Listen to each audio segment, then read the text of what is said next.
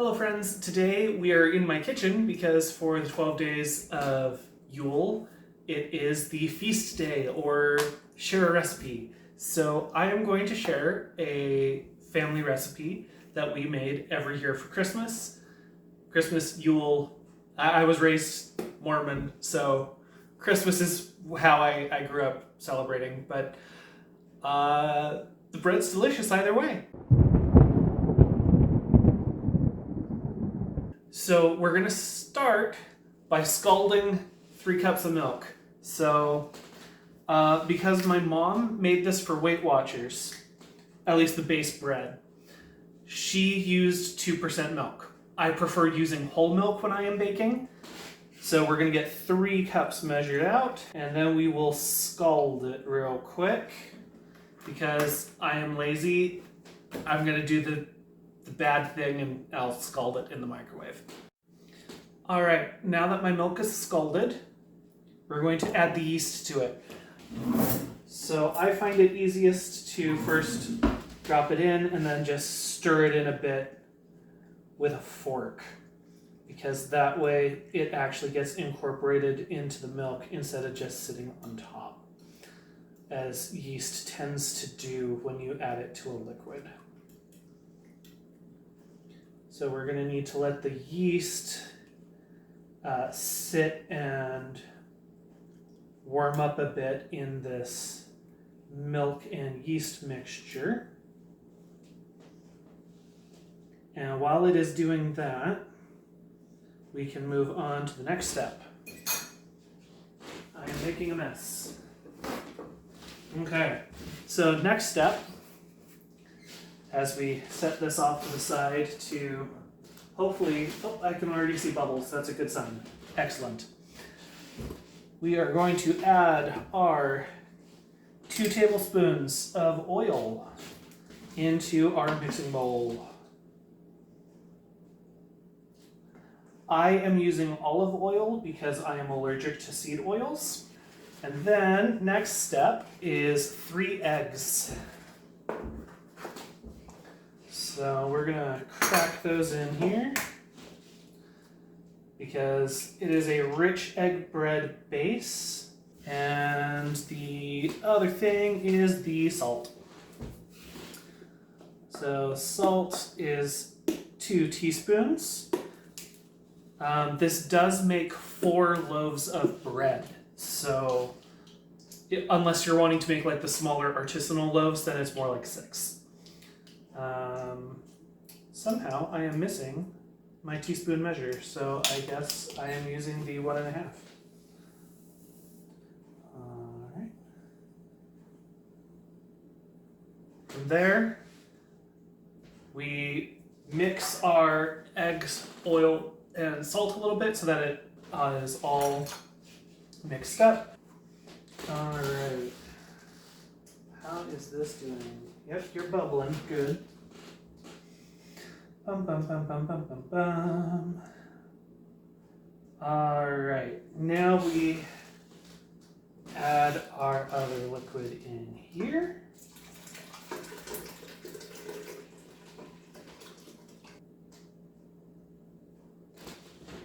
Set this off to be cleaned later.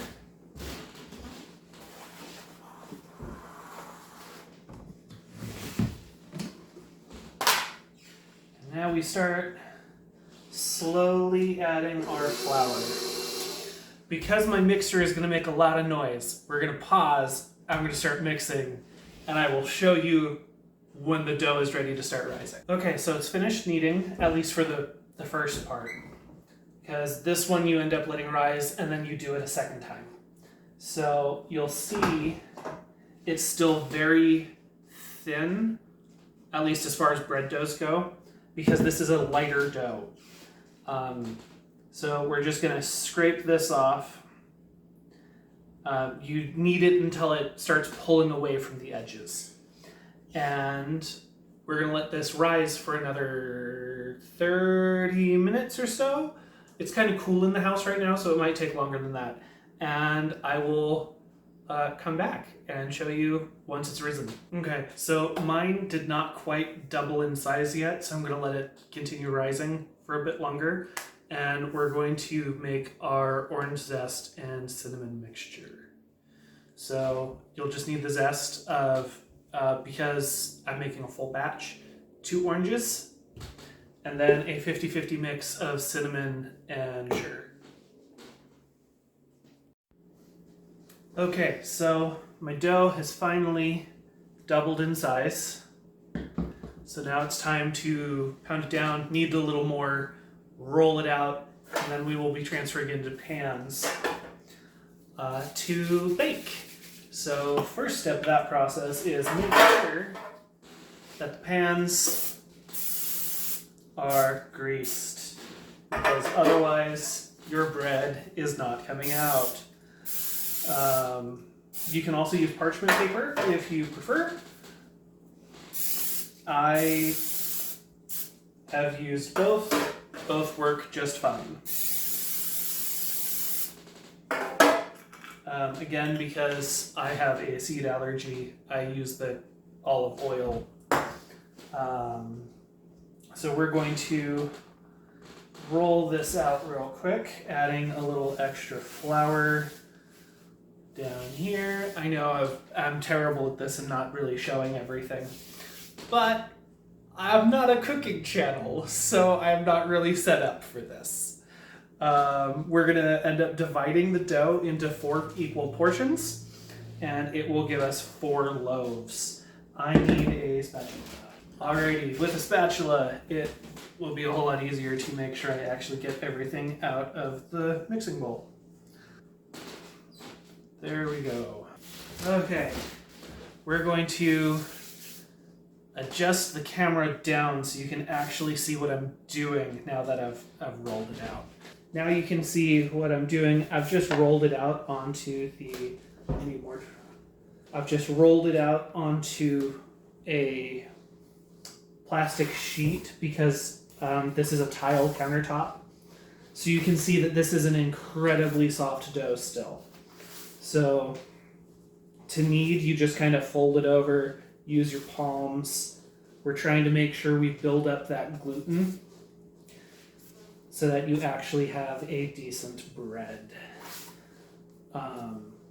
And this particular recipe is good for all sorts of inclusions because it's a very nice, easy white dough.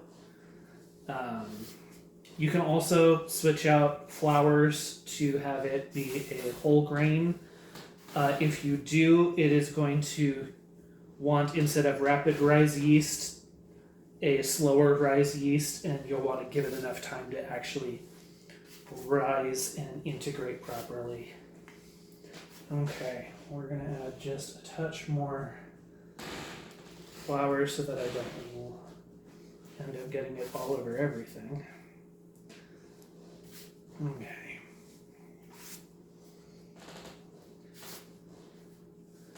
So at this point, we want to make it into a nice ball because then it will be easier to portion into its 4 pieces.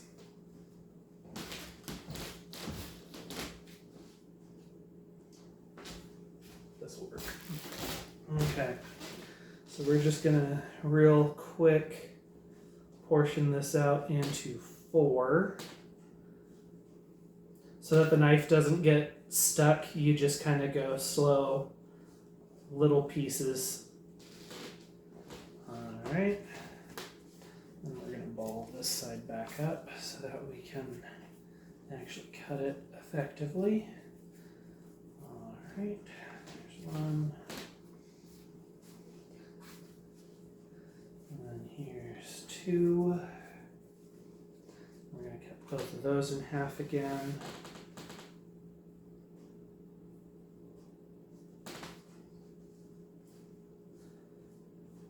And if I were more of a baker, I would probably be trying to make sure that I have them all perfectly the same size.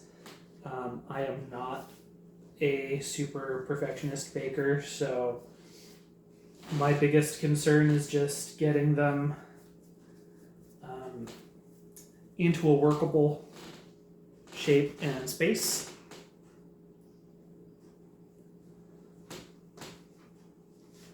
Alright. And as I'm sure you've seen, there is a lot of flour going around. Okay.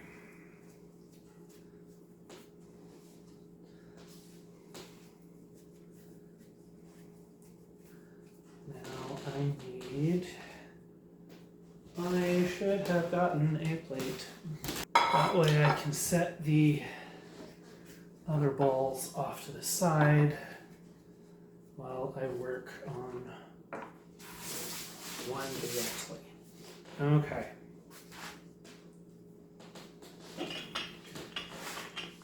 So it doesn't need to be perfect.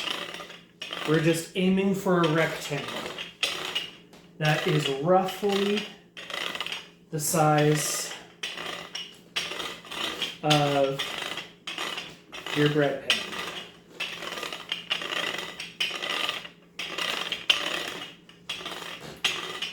Okay. So that is good enough. And to make this work better, so that that was probably too much oil. So I use a little bit of an oil wash. I'm using the same olive oil that I put into the dough already. Oh, actually, no, that looked like it was just right. Excellent. Because you want to get enough moisture that your cinnamon sugar will actually stick to stuff. Oh, let's not lose that on the counter. For simplicity, I just mixed my cinnamon and my sugar into the cinnamon container. And you want to get a dusting on there.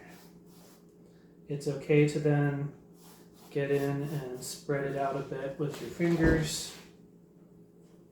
You want an even coating.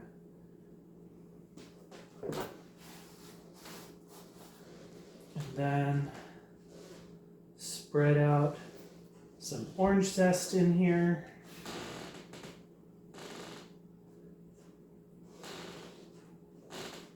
Okay.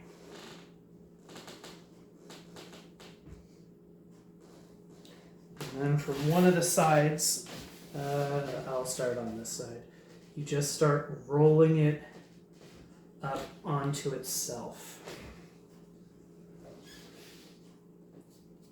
Whoop.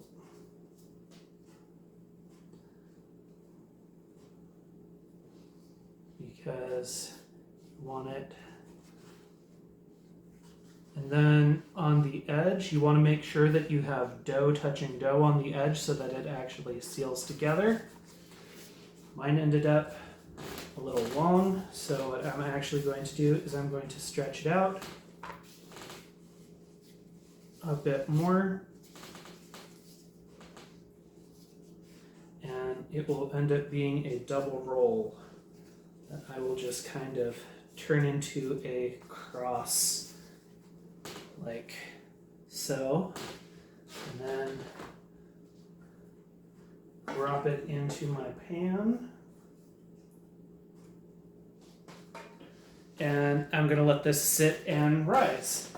I'm gonna do the other 4 now, or 3 now. All right, I now have all 4 in their pans, so it's time to let them rise again.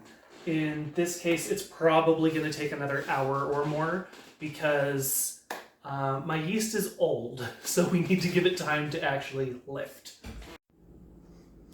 All right, I forgot to take any video, but it is now out of the oven. Woo!